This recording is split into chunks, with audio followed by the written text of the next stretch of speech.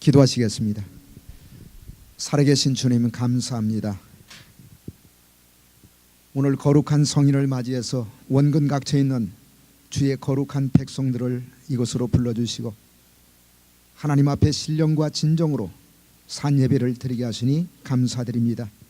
주시는 말씀을 통해서 다시 한번 큰 은혜를 받게 하시고 마지막 남은 생에 구속사의 말씀을 온 세계 모든 민족들에게 전하기 위해서 살아갈 수 있는 저희가 될 수 있도록 은혜를 도하여 주시옵소서. 이 시간 다시 모여 주의 말씀을 공부하기를 원합니다. 말씀을 들을 때마다 깨닫는 은총을 베풀어 주시옵소서. 뿐만 아니라 이 말씀을 믿음으로 받게 하시고 믿는 자 속에 이 말씀이 역사할 수 있도록 도와 주시옵소서. 한 사람도 조는 심령이 없도록 도와주시옵시고 하나님의 말씀을 받을 때 우리의 심령 속에 하나님의 놀라우신 생명과 능력이 살아서 역사하게 하여 주시옵소서. 이 말씀을 통해서 은혜 받게 하시고 또 하나님이 주신 그 은혜를 가지고 한 주간도 믿음으로 승리하며 살아갈 수 있도록 도와 주시옵소서. 함께하여 주실 것을 믿사옵고 살아계신 예수 그리스도의 이름 받도록 감사하며 기도드리옵나이다. 아멘. 자, 창세기 12장 같이 보시겠습니다.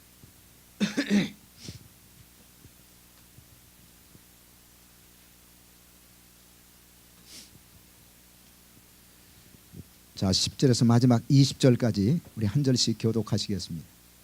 창세기 12장 10절에서 20절까지입니다. 그 땅에 기근이 있으므로 아브라함이 애굽에 우고하려 그리로 내려갔으니 이는 그 땅의 기근이 심하였음이니라.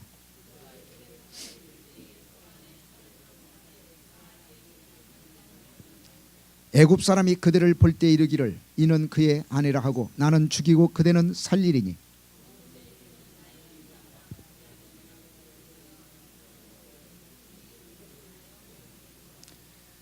아브라함이 애굽에 이르렀을 때 애굽 사람이 그 여인의 심히 아리따움을 보았고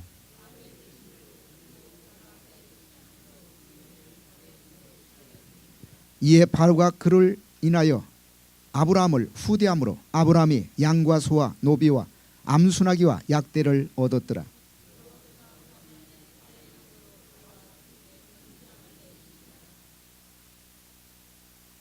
바로가 아브라함을 불러서 내가 어찌하여 나를 이렇게 대접하였느냐? 내가 어찌하여 그를 내 아내라고 내게 고하지 아니하였느냐?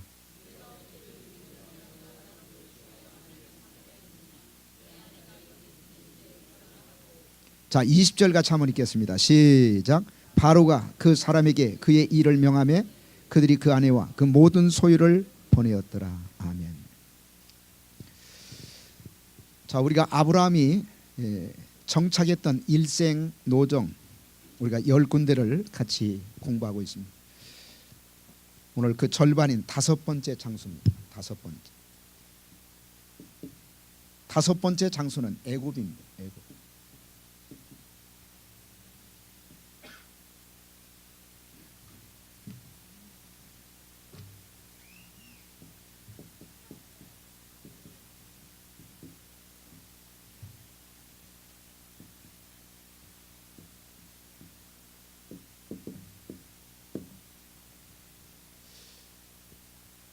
영어에서는 그 애굽을 가리켜서 이집트라고 얘기하는데 히브리어로는 이집트가 아니에요. 미스라임입니다. 미스라임.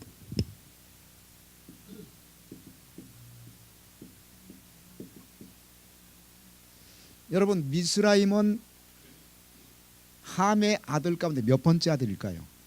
미스라임은 두 번째 아들이에요. 이게 이제 창세기 10장 6절에 기록되어 있습니다. 자, 같이 한번 찾아보시겠습니다.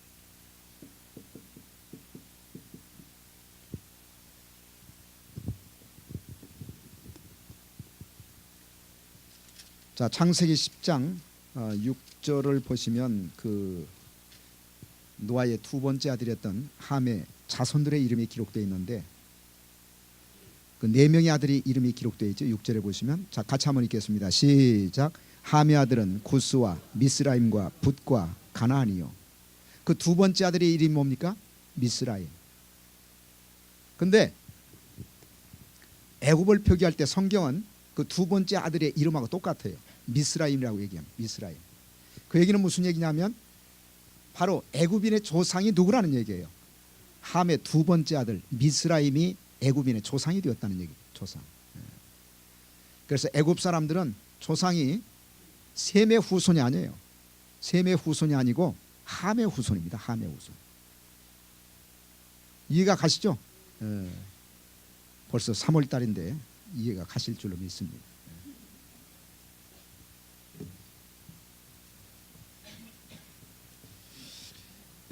그래서 이제 야곱이 이제 가나안 땅에 들어가지고 아브라함이 가나안 땅에 들어가지고 전체적으로 봤을 때는 세 번째, 그 가나안 땅에서 봤을 때는 첫 번째 장소가 세겜이죠. 그 다음에 두 번째 베델과 아이 사이. 그리고 이제 전체적으로 봤을 때 다섯 번째 옮긴 장소가 바로 애굽입니다. 이게 지도를 그리면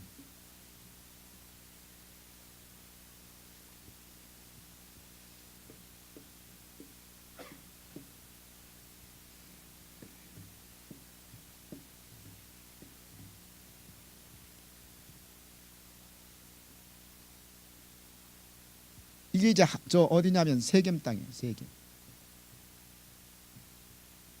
여기 조금 내려오면 여기 바로 베델과 아이사입니다.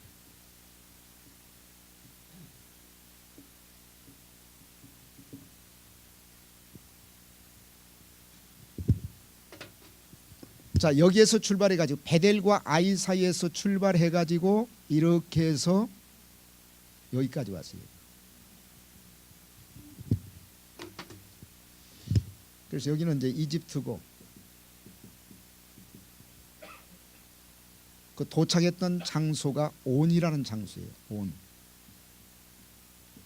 온이라는 장소입니다. 그 다음에 이제 요 온 옆에 이게 뭐가 흐르고 있냐면 이렇게 나일강이 흐르고 있어요.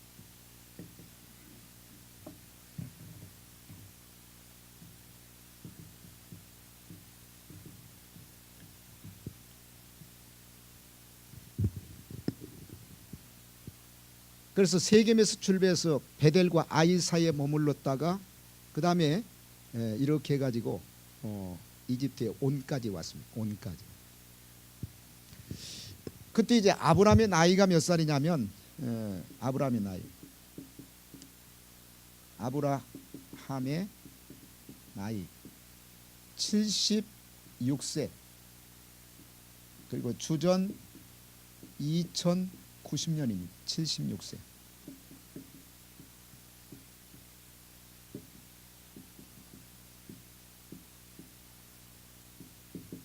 아브라함 나이가 몇 살이라고요? 76세. 그 다음에 주전 2090년. 76세. 주전 2090년. 자, 애굽에 내려온 사건을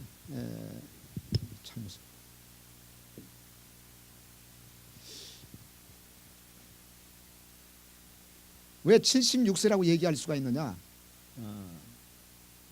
두 가지 이유 때문에 그래요. 첫째는 기근.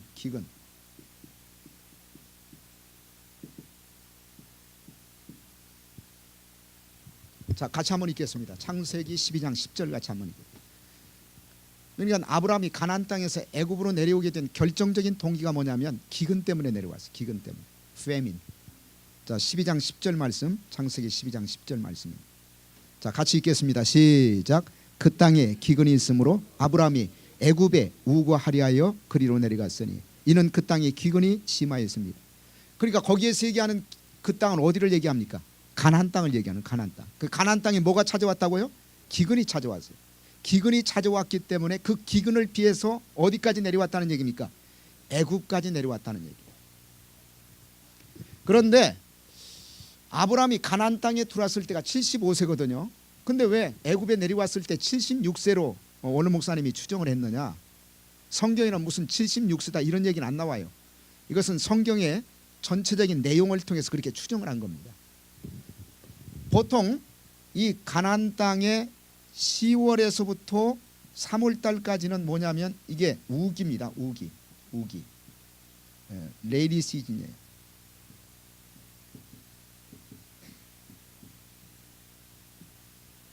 그 다음에 4월에서부터 9월 달까지는 건기예요. 건기.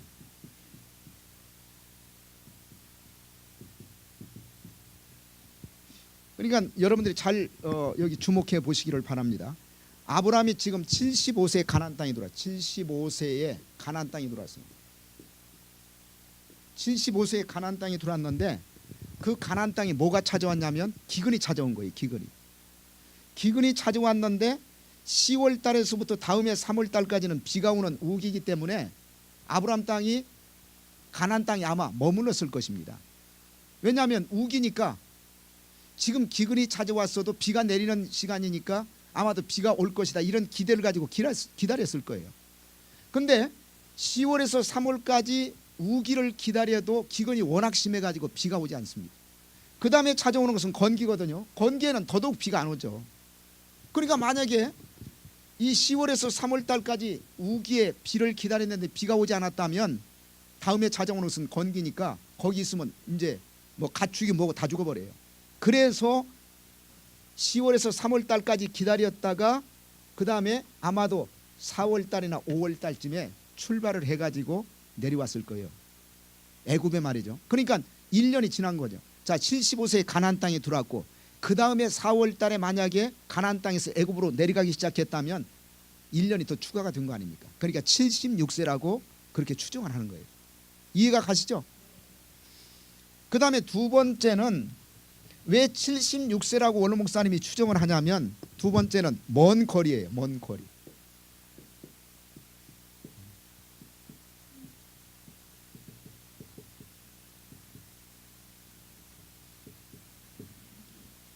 여기 요 베델에서 이 이집트 온까지는 407km입니다. 407km.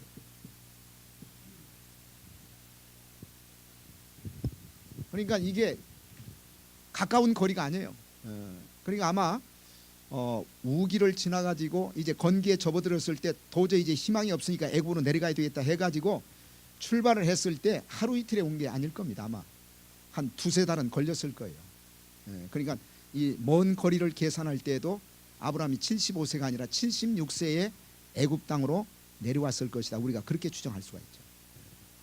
그래서 오늘 목사님은 하여튼 뭐 나이라든지 혹은 연대 숫자 계산하는 데는 아주 천부적인 하나님의 은혜를 받으신 분 같아요. 그래서 애굽에 거했을 때 아브라함의 나이를 가나안 땅에 있었을 때는 75세로 추정을 했는데 76세로 추정을 했고 그래서 그때가 주전 2090년으로 추정을 한 겁니다. 그 다음에 어디까지 내려왔을까? 어디까지? 성경에는 그냥 애굽으로 내려갔다고 얘기했지 어디까지 내려갔다 그런 구체적인 내용이 나와 있잖아요. 근데 원로 목사님은 온까지 내려왔다고 말씀을 하시죠. 온. 이 온이 어디냐면 바로가 살고 있는데요. 바로의 궁이 있는 곳입니다. 그러니까 애굽의 수도입니다. 애굽의 수도. 아브라함 당시 때 애굽의 수도가 어디냐면 바로 온이에요. 온. 그러면 원로 목사님이 온까지 내려왔다고 추정하는 그 성경적인 근거 어디 있느냐? 그게 창세기 12장 15절 말씀이에요. 자, 15절 같이 한번 읽겠습니다.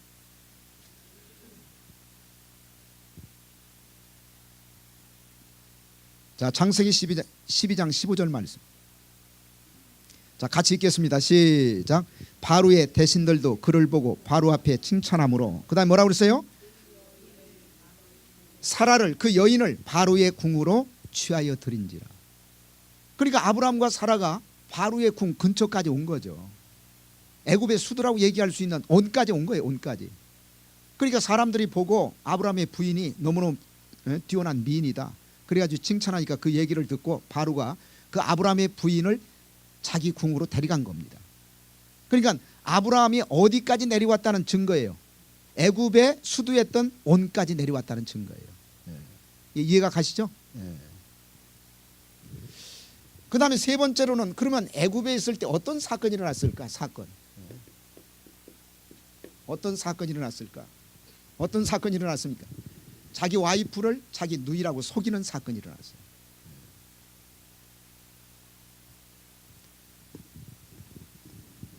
이런 사건이 일어난 배경은 뭐냐면 그 사라의 뛰어난 미모 때문에 그랬습니다. 미모 때문에. 사라가 너무너무 아름다운 여인이었기 때문에 틀림없이 애굽 사람들이 사라를 보면 야, 저 여자 너무너무 괜찮다. 저 여자를 차지해야 되겠다. 그러면 사라를 차지하기 위해서 그들이 첫 번째 해야 될 일이 뭡니까? 남편인 아브라함을 죽여야 돼요. 그러니까 이런 죽음의 공포 혹은 그 죽음에 대한 두려움 때문에 아브라함이 생각해낸 잔꾀가 뭐냐면 거짓말입니다. 거짓말. 자, 11절부터 같이 한번 읽겠습니다. 11절부터 13절까지 같이 읽겠습니다. 11절부터 13절까지. 자, 같이 읽겠습니다. 시작. 그가 애굽에 가까이 이를 때 그 안에 사례대로 말하되 나 알기에는 그대는 아리따운 여인이라. 애굽 사람이 그대를 볼 때 이르기를 이는 그의 아내라고 하고 나는 죽이고 그대는 살리리니 원컨대 그대는 나의 누이라 하라. 그리하면 내가 그대를 인하여 안전하겠고 내 목숨이 그대를 인하여 보존하겠노라 하니라. 그래서 거짓말했죠. 거짓말. 여러분, 이 장면에서 어떤 생각이 들어갑니까? 사라의 입장에서는 아마 배신감을 느꼈을 거예요. 지 살겠다고 와이프를 갖다 누이라고 속이라고 거짓말을 주문하고 있는 아브라함의 모습. 그 얼마나 배신감을 느꼈겠어요. 아마도 이 장면에 성경이 기록되어 있지는 않지만 아마 부부싸움이 크게 일어났을 겁니다. 아마. 그런데 재미있는 사실은 여러분, 똑같은 거짓말을 또 누가 한 줄 아세요? 이삭이 했어요. 아브라함의 아들이었던 이삭이 했습니다. 자, 창세기 20장 한번 찾아보세요. 1절과 2절 말씀.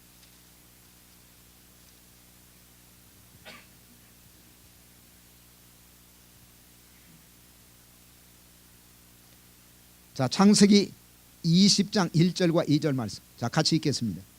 자, 시작. 아브라함이 거기서 남방으로 이사하여 가데스 술사이 그 안에 사라를 자기 누이라 하였습니다. 이건 아브라함이 한 사건이고, 창세기 26장 한번 찾아보세요.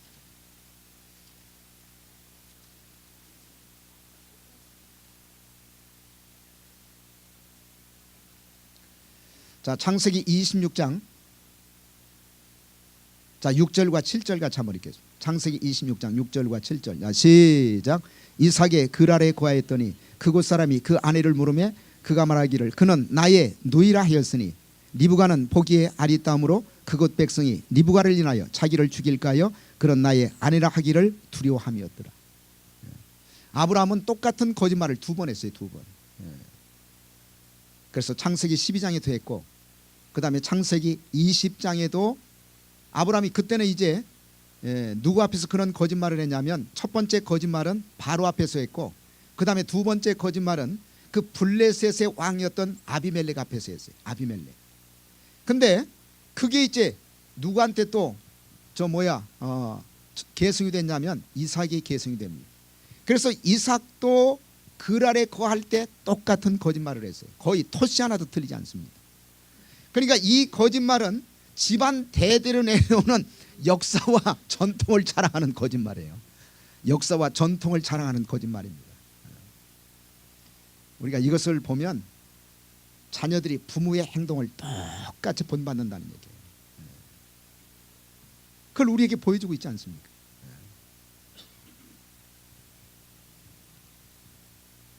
그래가지고 이제 바로가 그 아브라함의 부인이었던 사레가 너무너무 이쁘니까 자기가 이제 궁으로 취해가지고 아내를 삼았어요.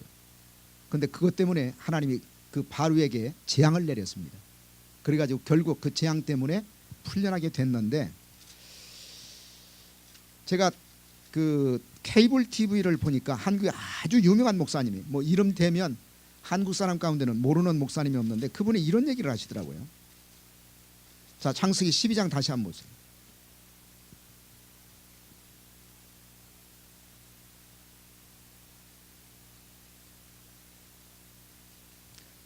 자, 15절 같이 한번 읽겠습니다. 자, 15절 말씀. 자, 시작. 바로의 대신들도 그를 보고 바로 앞에 칭찬함으로 그 여인을 바로의 궁으로 취하여 드린지라. 그 다음에 19절 같이 한번 읽겠습니다. 19절 말씀. 자, 시작. 내가 어찌 그 일을 누이라 하여 나로 그를 취하여 아내를 삼게 하였느냐. 내 아내가 여기 있으니 이제 데려가라 하고. 여러분 거기 19절에 보시면 그냥 단순히 바로가 사례를 궁전으로 데려간 것으로 끝난 게 아니에요. 자기 아내를 삼았어요. 이거 분명히 얘기하고 있지 않습니까? 내가 어찌 그를 누이라 하여 나로 그를 취하여 아내를 삼게 하였느냐. 그리고 그 취한다는 단어가 그냥 단순히 데려갔다 그런 단어가 아니에요. 예? 결혼을 목적으로 해서 데려갔다는 얘기입니다. 결혼을 목적으로 해서 데려갔어요. 그리고 아내를 삼았다고 그랬어요. 그러니까 이 구절의 근거에서 아마도 틀림없이 바로가 살해하고 잠자리를 같이 했을 것이다. 그렇게 얘기하더라고요.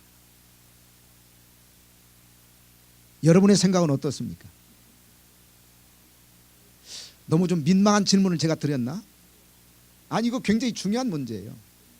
왜? 취해가지고 자기 아내를 삼았으니까 데리고 잤을 거 아닙니까? 예?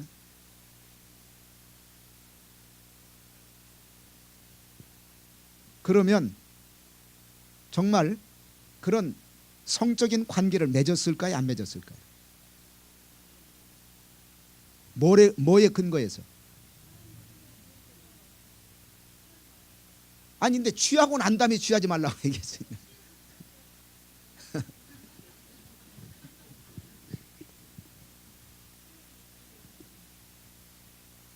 근데 그 목사님은 틀림없이 잠자리를 했을 것이다 그렇게 얘기하더라고요.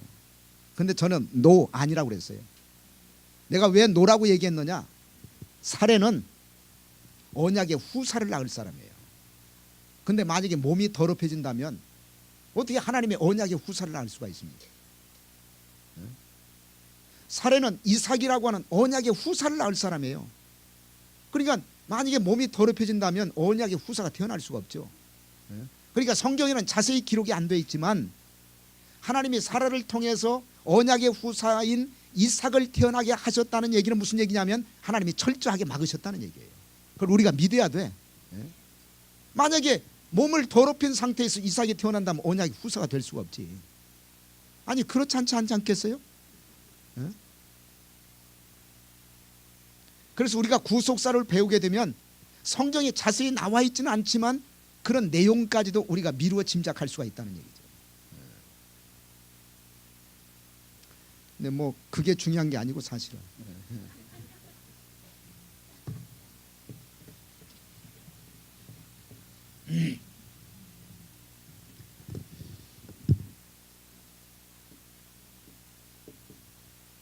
자, 이 장면에서 아브라함은 두 가지 중대한 범죄를 저질러요.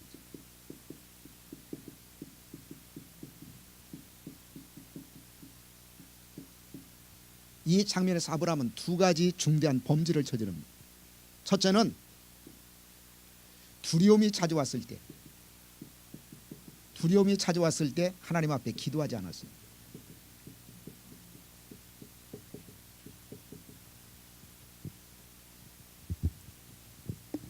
아브라함의 마음속에 두려움이 찾아왔죠. 왜 두려움이 찾아왔느냐? 자기 와이프가 너무나 아름답거든요. 그러니까 사람들이 와이프를 봤을 때 틀림없이 그 와이프를 뺏기 위해서 자기는 죽일 것이다 이런 두려움이 찾아온 거예요. 그래가지고 거짓말을 한 겁니다. 그런데 오늘 목사님은 이 장면에서 어떻게 말씀하셨냐면 그런 문제가 생겼을 때 두려움이 찾아오는 그런 문제가 생겼을 때 인간적인 방법을 사용하지 말고 하나님 앞에 기도해야지. 그러니까 거짓말한 거 아니에요. 그리고 그 거짓말이 똑같이 자기 아들이었던 이삭에게 계승되는 거 아닙니까? 자 12절 같이 한번 읽겠습니다. 자 12절 13절 말씀. 자 같이 읽겠습니다. 시작. 애굽 사람이 그대를 볼 때 이르기를 이는 그의 아내라 하고 나는 죽이고 그대는 살리리니 원컨대 그대는 나의 눈이라 하라. 거기 보세요. 애굽 사람이 그대를 볼 때 너무나 아름다우니까 나에게서 당신을 빼앗기 위해서 틀림없이 사람들이 나를 죽일 것이다. 그러니까 이 죽음에 대한 위기를 모면하기 위해서 당신은 나의 누이라고 거짓말을 해라.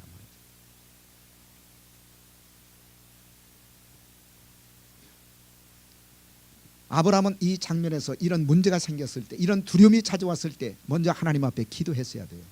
기도하면 하나님이 그 위기를 벗어날 수 있는 은혜를 베풀어 주실 줄로 믿습니다.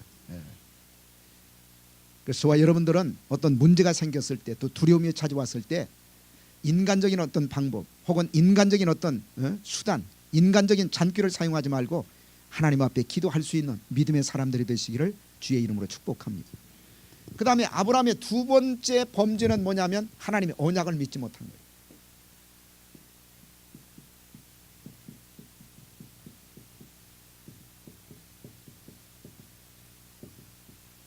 하나님의 뭐를 믿지 못했다고요? 언약을 믿지 못한 거예요. 하나님께서 하란에서 아브라함을 부르실 때 뭐라고 말씀하시냐면 내가 너로 큰 민족을 이루겠다. 자, 창세기 12장 2절 같이 한번 읽겠습니다. 자, 창세기 12장 2절 말씀. 자, 같이 읽겠습니다. 찾으셨습니까? 자, 시작. 내가 너로 큰 민족을 이루고, 거기 보세요. 내가 너로 큰 민족을 이룬다. 내가 너로 큰 민족을 이룬다. 아니, 하나님이 아브라함을 통해서 큰 민족을 이룬다면 아브라함이 죽게 놔두겠습니까? 아니, 그렇지 않지 않겠어요? 아브라함이 살아있어야 무슨 민족을 이루든지 뭘 하든지 하지. 근데 창세기 12장 12절에서 뭐라고 얘기하고 있습니까? 나는 죽이고 그대는 살리리니. 그러니까 하나님의 언약을 믿지 못한 거예요. 하나님에서 하나님이 아브라함에게 너를 통해서 내가 큰 민족을 이루겠다라고 말씀하셨다면 아브라함을 하나님이 죽이도록 그냥 방치하지 않지. 근데 여기에서는 뭐라고 얘기하냐면 나는 죽이고, 자기는 죽을 거라고 얘기합니다. 아니, 자기가 죽으면 어떻게 하나님의 언약이 이루어져? 그렇지 않겠어요? 그러니까 이 장면에서 아브라함은 하나님의 언약을 믿지 못한 겁니다. 믿지 못한 거예요.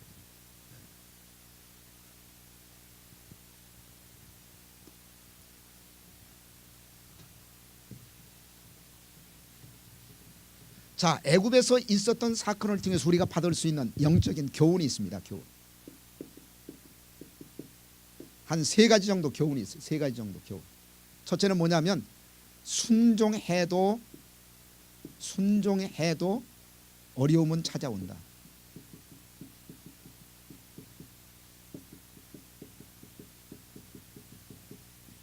뭐에도 어려움은 찾아온다고요?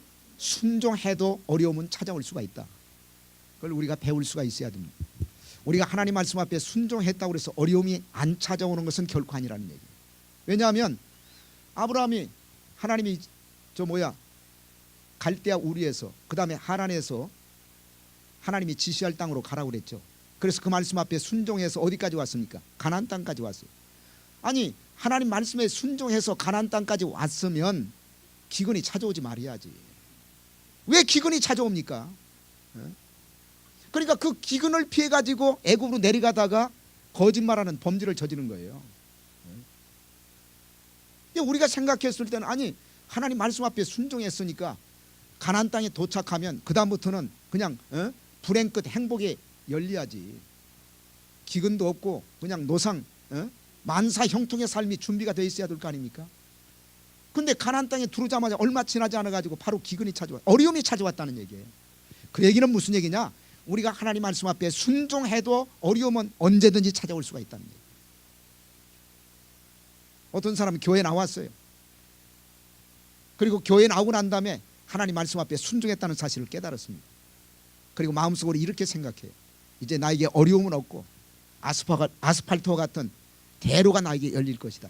근데 교회 나오자마자 한 달 지나서 어려움이 찾아와요. 그러면 사람들이 이렇게 생각합니다. 하나님 어찌하여 내가 교회 나왔는데 어찌하여 내 사업이 흔들립니까? 어찌하여 자식이 소골생입니까? 어찌하여 내 삶에 이런 어려움이 찾아옵니까?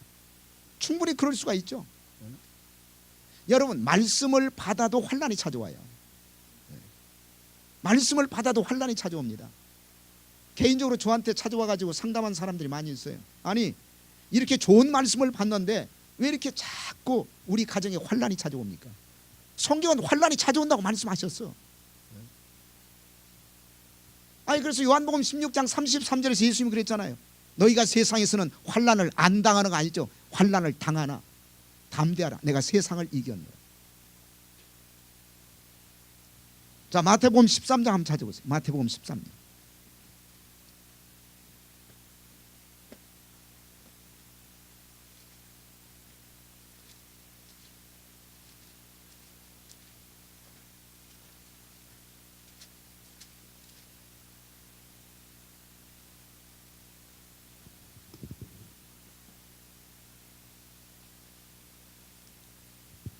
자, 20절 같이 한번 읽겠습니다. 자, 20절 21절 말씀. 자, 마태 13장 20절 21절 말씀. 자, 시작. 돌밭에 뿌리였다는 것은 말씀을 듣고 즉시 기쁨으로 받되 그 속에 뿌리가 없어 잠시 견디다가 말씀을 인하여 환난이나 핍박이 일어난 때에는 곧 넘어지는. 거기 보세요. 여러분, 환난과 핍박이 뭐를 통해서 온다고요? 말씀을 인하여. 말씀 때문에 온다. 말씀 때문에. 근데 이런 환난이나 어려움이 찾아왔을 때 반드시 두 가지 기억하셔야 돼요. 반드시 두 가지 기억하셔야 돼요. 첫째로, 감당할 수가 있기 때문에 어려움을 주십니다. 다 감당할 수 있어. 하나님은 절대로 감당할 수 없는 어려움은 주시잖아요. 만약에 그 말씀이 거짓말이라면 우리가 예수 믿고 구원받는다는 얘기도 거짓말이지. 그 다음에 두 번째로, 이런 어려움이 찾아왔을 때는 반드시 하나님이 피할 길을 주세요. 피할 길을 주시오. 그러니까 절대 시험 들면 안 돼. 어려움이 찾으면 그냥 교회 안 나와. 안 나오면 점점 문제가 더 커져요. 더 열심히 나오셔야 돼. 그리고 말씀을 드려야 돼. 그리고 은혜를 받으셔야 돼. 그러면 그 하나님이 우리에게 주시는 말씀을 통한 은혜를 통해서 우리가 그것을 극복할 수가 있어요. 그리고 피할 길이 보여. 은혜 받으면 피할 길이 다 보입니다.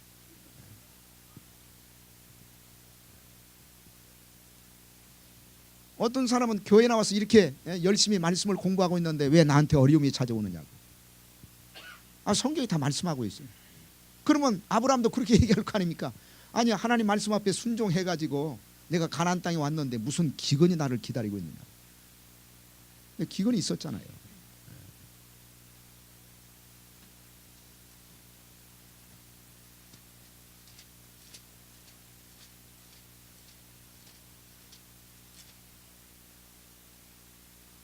자, 고린도전서 10장 13절 같이 한번 읽겠습니다.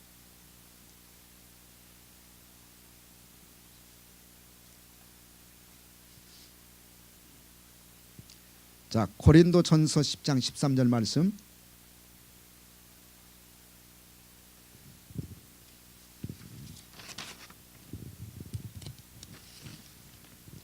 자, 같이 읽겠습니다. 시작. 사람이 감당할 시험 받기는 너희에게 당한 것이 없나니 오직 하나님은 미쁘사 너희가 감당치 못할 시험 당함을 허락지 아니하시고 시험 당할 즈음에 또한 피할 길을 내사 너희로 능히 감당하게 하시느냐. 거기 보세요. 첫째로, 하나님이 어떻게 하신다고요? 어려움이 찾아왔을 때 다 감당할 만하니까 하나님이 주시는 거예요. 그리고 두 번째, 이런 환난이나 어려움이 찾아왔을 때 반드시 피할 길을 주십니다. 피할 길을 주세요. 어려움이 찾아오면 더 열심히 나오셔야 돼요. 그리고 더 은혜를 사모하셔야 돼요. 그러면 피할 길이 눈에 보여. 그리고 감당할 수 있는 능력이 임합니다. 능력. 자, 이 애굽에서 있었던 사건을 통해서 우리가 두 번째 배울 수 있는 교훈. 아브라함은 처음부터 믿음의 조상이 아니었어요.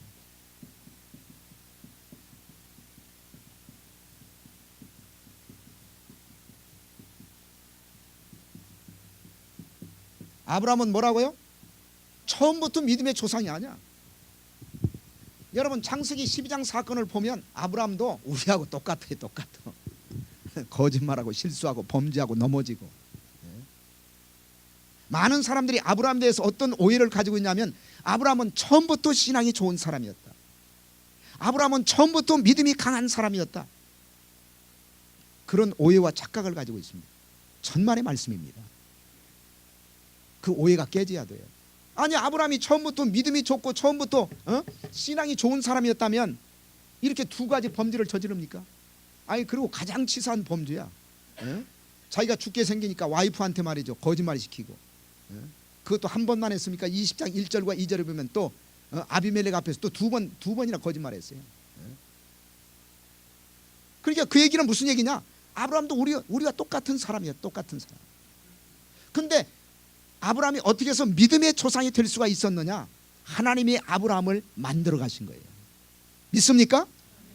아브라함이 우리와 다른 사람이었기 때문에 믿음이 조상이 된 것이 아니고 하나님이 아브라함을 만들어 가신 겁니다. 만들어 가신 거예요.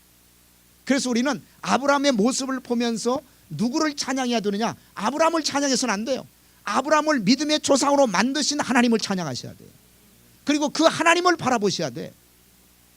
그리고 우리가 이런 결론을 내릴 수가 있지 않습니까? 내가 지금은 형편없어도, 내가 믿음이 약해도, 내가 지금은 흔들리는 믿음을 가지고 있어도 하나님이 아브라함을 믿음의 조상으로 만들어 갔다면, 내가 말씀 안에 거하는 그 순간, 내가 말씀을 떠나지 않고 계속 거하면 하나님도 아브라함처럼 나를 만들어 가시지 않겠는가?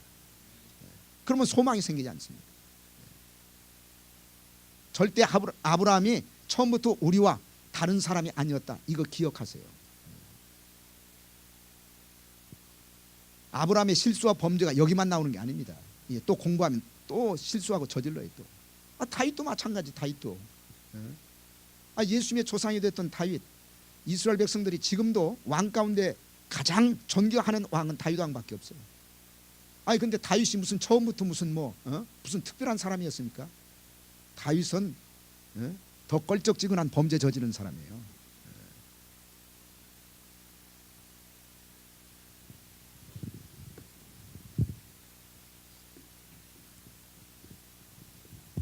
그러니까 여러분 자신이 여러분을 바라볼 때, 이야, 어떻게 나 같은 거, 에라 모르겠다, 죽어버리겠다, 그렇게 생각하시면 안 돼.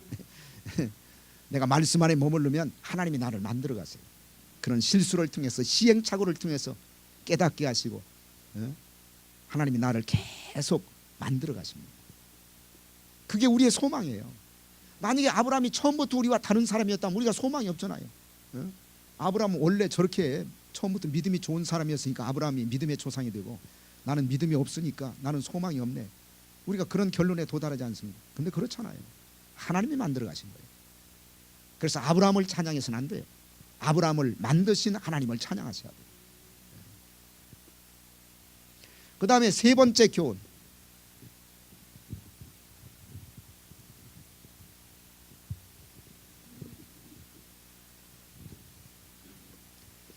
나중에는 이제 아브라함이 애굽에서 다시 가나안 땅으로 돌아오죠.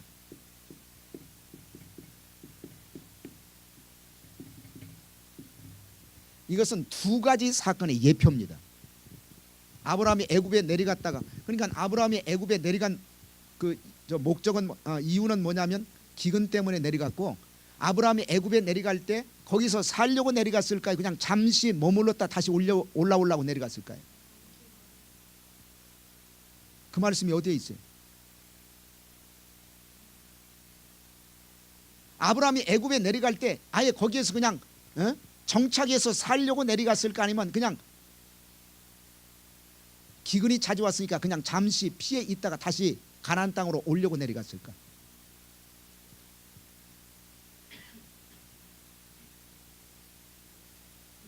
성경에 그런 얘기가 안 나오니까 잘 모르겠습니까? 성경에 나와요. 자, 창세기 12장 10절 같이 한번 읽겠습니다.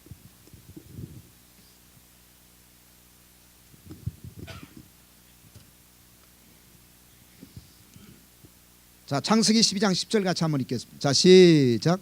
그 땅에 기근이 있으므로 아브라함이 애굽에 우거하려 하려 그리로 내려갔다. 거기 보세요. 거기에 가장 중요한 단어가 우거라는 단어입니다. 우거.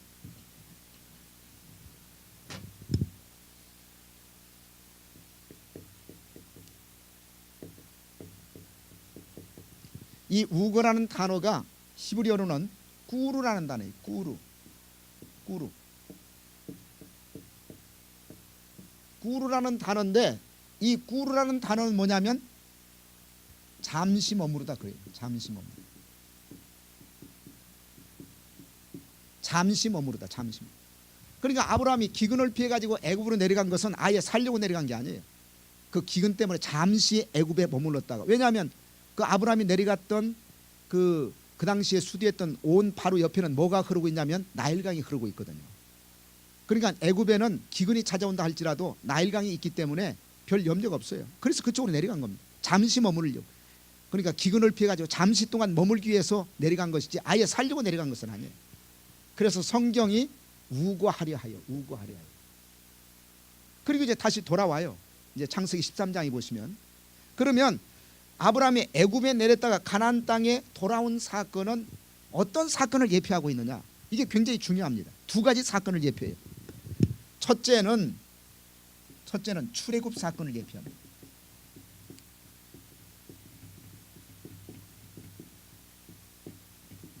뭐를 예표하고 있다고요? 출애굽 사건. 여러분, 출애굽도 야곱의 70명의 가족이 어디로 내려갑니까? 애굽에 내려왔다가 430년 만에 다시 돌아왔잖아요.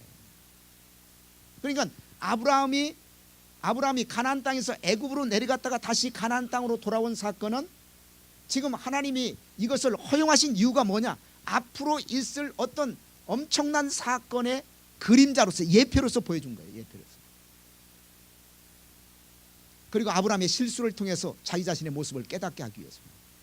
그래서 첫 번째 예표가 뭐냐면, 이것은 앞으로 야곱의 70명의 가족이 가나안 땅에서 애굽으로 내려갔다가 430년 만에 한 민족이 되어서 출애굽해 가지고 다시 가나안 땅에 돌아올 사건을 예표하고 있습니다. 그래서 성경을 이런 구속사라는 관점에서 바라보게 되면 성경이 너무너무 드라마틱해요. 오늘 제가 설교했잖아요. 로마 군병들이 예수님의 옷을 취한 사건도 그게 그냥 돈 몇 푼 받고 그냥 술값 마련하기 위해서 한 게 아니라니까. 거기에 다 하나님의 기쁜 뜻이 다 들어있어요. 그 다음에 두 번째는 아기 예수가 애굽에 피난 갔다가 다시 애굽에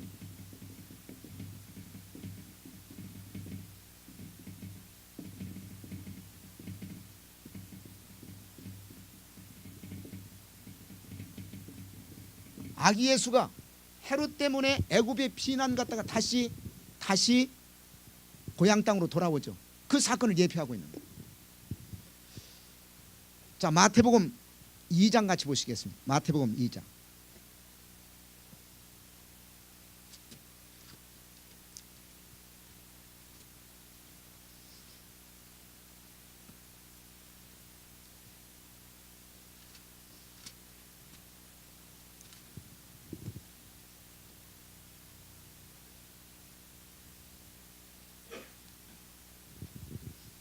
자, 마태복음 2장 13절에서 15절까지 같이 한번 읽겠습니다.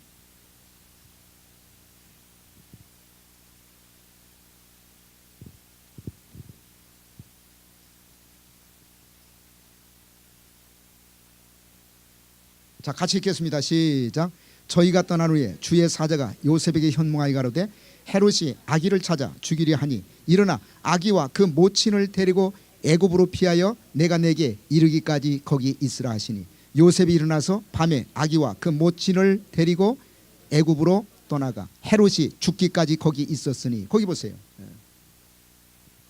헤롯이 이제 그 동방박사들이 와가지고 이스라엘의 왕으로 나시니가 어디에 계시뇨? 그러니까 자기가 왕이거든요. 자기가 왕인데 또 왕이 났다고 얘기하니까 아, 이거 나의 라이벌이 생겼구나. 그래가지고서나 나이를 계산해가지고 2살 아래에 있는 아기들은, 산의 아이들은 모조리 다 잡아 죽였어요. 그러니까 예수님도 만약에 그 이스라엘 땅에 있었다가는 헤롯의 칼날에 죽을 수밖에 없지 않습니까? 그래서 이제 하나님이 꿈에 나타나 가지고 피하라고 얘기한 겁니다. 그래서 애굽으로 내려가라고 얘기했어요. 그래가지고 예수님의 아버지였던 요셉이 마리아와 그 다음에 아기 예수를 데리고 어디로 갔냐면 애굽에 가가지고 헤롯이 죽기까지 거기 있었습니다. 그리고 죽고 난 다음에 다시 돌아왔어요. 죽고 난 다음에. 자, 19절 같이 한번 읽게요. 2장 19절. 자, 21절까지. 자, 시작. 헤롯이 죽은 후에 주의 사자가 애굽에서 요셉에게 현몽하여 가로되 일어나 아기와 그 모친을 데리고 이스라엘 땅으로 가라. 아기의 목숨을 찾던 자들이 죽었느니라 하시니 요셉이 일어나 아기와 그 모친을 데리고 이스라엘 땅으로 돌아오니라. 거기 보세요. 그러니까 야곱의 70명의 가족도 애굽으로 내려갔다가 다시 돌아왔죠. 그 돌아오는 사건이 뭐냐면 출애굽 사건입니다. 그 다음에 예수님도 아기 때 헤롯의 칼날을 피해가지고 애굽으로 내려갔다가 헤롯이 죽고 난 다음에 다시 또 돌아왔어요. 그래가지고 예수님이 돌아오고 난 다음에는 베들레헴에서 태어났는데 베들레헴에 산 것이 아니라 다른 곳에 사셨어요. 다른 곳에. 그곳이 어딘 줄 아세요? 나사렛. 그래서 나사렛은 예수님의 제2의 고향입니다. 제2의 고향.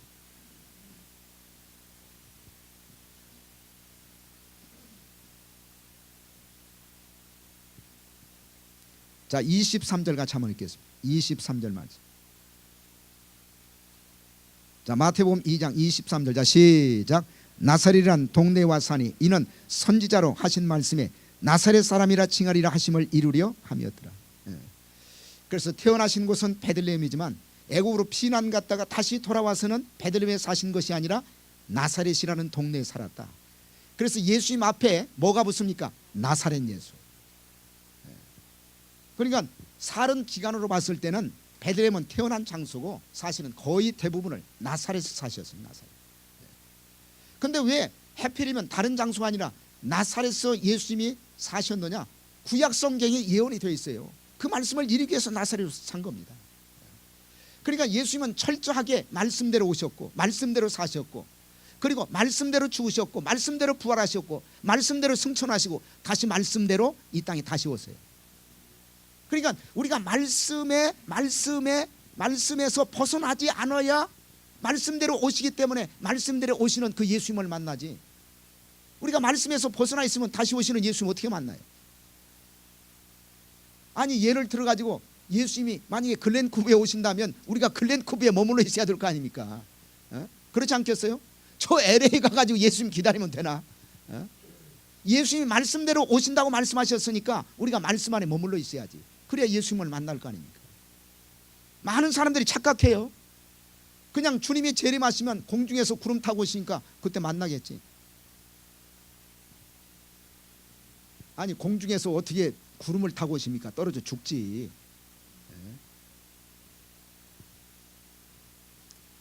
그 구름이 보이는 구름이 아니야. 보이는 구름이. 그러면 예수님은 무슨 맑은 날씨에는 안 오시겠네. 흐린 날씨에 오시겠네. 구름 타고 오시니까.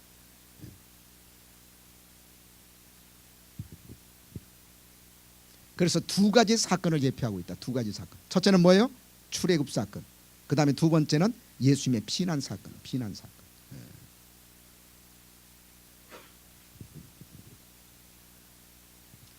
결론입니다. 성경은 우연이 없어요. 우리가 성경을 읽어보면 우연 같지만 하나님의 필연입니다. 필연. 그리고 가장 중요한 것은 우리가 말씀에 순종한다 할지라도 어려움이 찾아올 수 있다는 사실. 그 어려움이 찾아왔을 때 두 가지 반드시 기억하세요. 감당할 수가 있기 때문에 주십니다. 그 다음에 두 번째는 은혜 받으면 피할 길이 다 보여요. 기도하면 하나님이 피할 길을 다 알려주십니다. 그래서 저와 여러분들이 어려움이 찾아온다 할지라도 낙심하거나 절망하지 않고 믿음으로 극복하시고 승리하시기를 주의 이름으로 축복합니다. 그 다음에 여섯 번째 장소 어딜까요? 여섯 번째 장소. 네 번째하고 여섯 번째는 같은 장소라고 그랬죠? 베델과 아이 사이. 자, 여기에서는 어떤 사건이 있었을까? 다음 주 이 시간에 계속해서 말씀을 드리겠습니다. 기도하시겠습니다. 살아계신 주님 감사합니다. 오늘도 주시는 말씀을 통해서 큰 은혜를 받게 하시고 하나님의 오묘한 섭리와 구속사의 경륜을 깨달을 수 있도록 축복하시니 감사드립니다. 이번 한 주간도 하나님이 우리에게 말씀을 통해 주신 은혜를 가지고 승리하게 하시고 맡겨주신 사명 감당할 수 있는 한 주간이 될 수 있도록 도와 주시옵소서. 어려움이 있고 또 환난과 시련이 있다 할지라도 반드시 하나님께서 감당할 수가 있기 때문에 주신다는 사실, 그리고 하나님은 시험을 주시면서 어려움을 주시면서 반드시 피할 길도 함께 주신다는 사실을 믿게 하여 주시옵소서. 그리하여 믿음으로 그 어려움을 극복하게 하시고 그리고 승리할 수 있도록 도와 주시옵소서. 살아계신 예수 그리스도의 이름 받들어 감사하며 기도드리옵나이다. 아멘.